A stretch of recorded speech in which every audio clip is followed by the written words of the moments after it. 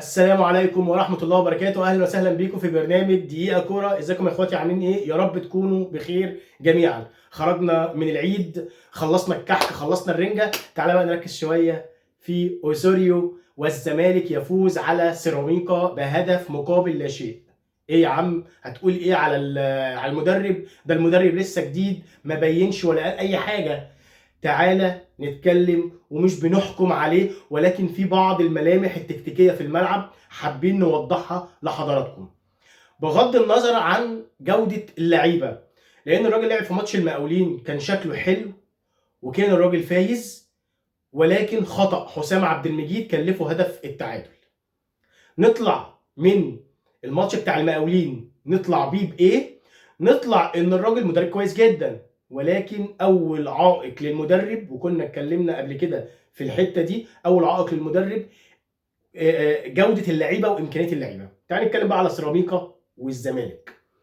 الماتش النهارده الراجل لعب برضو. اول ما اتفرج على الماتشات اللي كانت قبل ما بيمسك الزمالك ويضرب الزمالك، لا الحته الهجوميه ضعيفه جدا. فاول حاجه فكر فيها، قال لك ده فريق، طبعا زي ما سياده المستشار واللي حواليه اتكلموا، قال لك ده فريق بطولات، ده الزمالك فريق بطولات، ده الزمالك افضل فريق في مصر وافريقيا وفي المجره وكل الكلام الجميل ده. فالراجل واخد انطباع ان الفريق لازم يهاجم، على طبعا على امل ان عنده الدفاع بيقدر يشيل الهجوم، بيقدر يشيل الفريق. فالراجل راح لعب بخمسه او سته بمهام هجوميه وعندهم ميول هجوميه. ازاي يا عم؟ بدأ الماتش بشيكابالا، يوسف اسامه نبيه، احمد سيد زيزو، ولعب بسيف الدين الجزيري، ولعب بابراهيم امضاي، وكان من وراهم رؤى. ست لعيبه. ده لو قلنا خمسه، خمسه كتير. خمس لعيبه بمهام او بميول هجوميه، لا كتير. تعالى بدأ بيلعب بالخمسه ووراه فاضي، مفيش حد يكمل. على الورق بيلعب، يعني لما تشوف الزمالك في الحته الهجوميه بيلعب ب4-1-5 او 4-2-4. في الحته لو الكره مش معاه بيلعب على الورق ب4-4-2. بدأ يلعب باجنحه، يعمل ثنائيات على الاطراف. ابراهيم امضاي وجنبه احمد سيد زيزو، وبيكمل معاه سيف الدين الجزيري.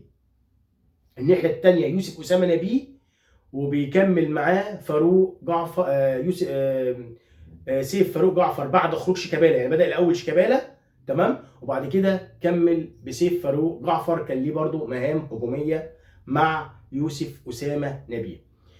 المهم ان هو بدأ يعمل ثنائيات والكره معاه. طب الكره مش معاه، بتلاقي ابراهيم امضاي وبتلاقي سيف الدين الجزيري، اتنين مهاجمين، وبيلعب ب4-4-2. طيب، اتيحت لسيراميكا فرص لا تضيع، فرص لا تضيع. عندي كده يعني انا مش فاهم بجد ازاي لعيب بملايين لو بياخد، لعيب كوره في الدوري الممتاز، يا رب يكون بياخد جنيه، لعيب كوره في الدوري الممتاز يبقى الكوره متاحه ليه على حدود منطقه ال6 ياردة ويضيعها ازاي؟ مش فاهمها. طبعا انا كنت بقلب الزمالك شويه، السيتي وارسنال شويه. شرق فاسع، فرق شاسع، كوره فرق ما بين السماء والارض. كانك بتاكل هنا قطايف وكنافه وبسبوسه، تشكيله حلويات، ورحت اتفرجت على الزمالك كانك رحت قالب ايه ببتنجان مخلل. الموضوع صعب قوي، احنا بعيد قوي يا جماعه والله. بغض النظر، تتفرج على اللعيب بتاع سيراميكا كان اسمه محمد عادل، المؤمن حسن قال لك ده من الاسماعيلي او جاي من الاسماعيلي. ازاي لعيب جوه ال6 ياردات يضيعها، وعظمه ال6 ياردات يضيعها؟ وهكذا بتتكلم برضو على لعيبه كتيره، مش ده بس يعني، بس الكوره جول، وهكذا كور كتيره يعني. تعالى كمان نتفرج على الحته الهجوميه للزمالك. الحته الهجوميه للزمالك كانت مميزه جدا، والفضل يرجع للمدرب في الحته دي، انه قدر يعمل كثافه هجوميه. الزمالك بقى عنده كثافه هجوميه لما قلق ان سيراميكا بدات تهاجم وتضيع، راح ساحب يوسف اسامه نبيه ونزل محمد طارق، وقلب بدل ما نيمار باك يمين راح نقله هناك باك شمال بمهام وينج، وراح رمى محمد طارق باك يمين. المدرب عنده، مش هنضحك على بعض، والزمالك بصفه عامه بيجيب مدربين مميزين جدا. يمكن الزمالك بيعرف يجيب مدربين كويسين قوي بسي في محترم عن الاهلي. المدرب في الزمالك بيعمل الزمالك، لكن المدرب في الاهلي اللي بيعمل المدرب. يعني ممكن المدرب ما يبقاش عنده اصلا سي في ويعمل السي في الاهلي، على عكس الزمالك بيعرف يصطاد مدربين ويتعاقد مع مدربين جامدين قوي، ولكن اللعيبه وامكانيات اللعيبه والاداره هي اللي بتهد الشغل اللي ممكن يتعمل من المدرب. الراجل بدا لعب، ضيع فرص كتيره جت للزمالك، ولكن زي ما قلنا في بدايه الحلقه امكانيات اللعيبه هي العائق الاوحد والاكبر للمدرب.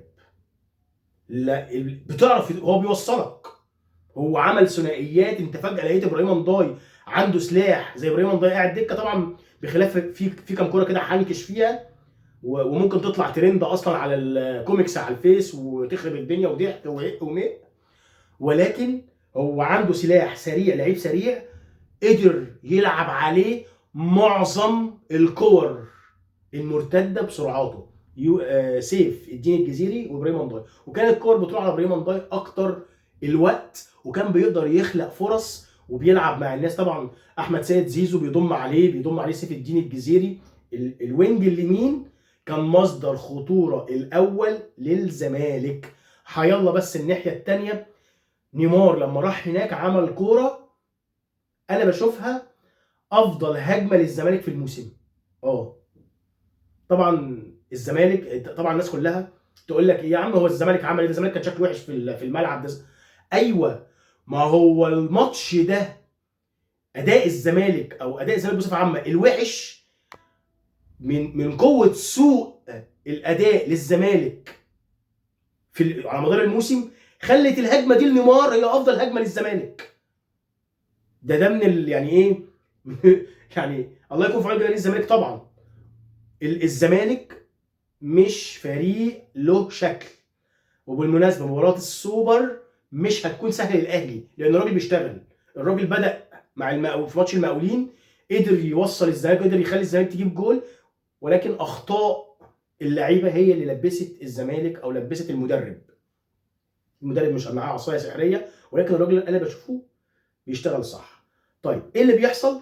بيروح مدخل الاربع لعيبه بيضموا لجوه وبيدي فرصه للوينجات اللي جايين من ورا. يعني مثلا عندك ايه، سيف الدين الجزيري، احمد سيد زيزو، ابراهيم نضاي، اللعيبه دي بتلعب جنب بعضها وبتضم في قلب الملعب، بيدي الفرصه للناحيه الثانيه لنيمار انه يطلع، وشيكابالا الناحيه الثانيه، وطبعا حاتم سكر بيطلع على استحياء، فبيعمل شكل وكثافه هجوميه للزمالك، واكتر من كره كانت متاحه للزمالك انه يقدر يجيب جول واثنين وثلاثه، ولكن ابت كل اللعيبه بامكانياتها وتصرفاتها الغلط ورعونه ضياع الفرص انه يجيبوا الجول الثاني وينهوا على المباراه.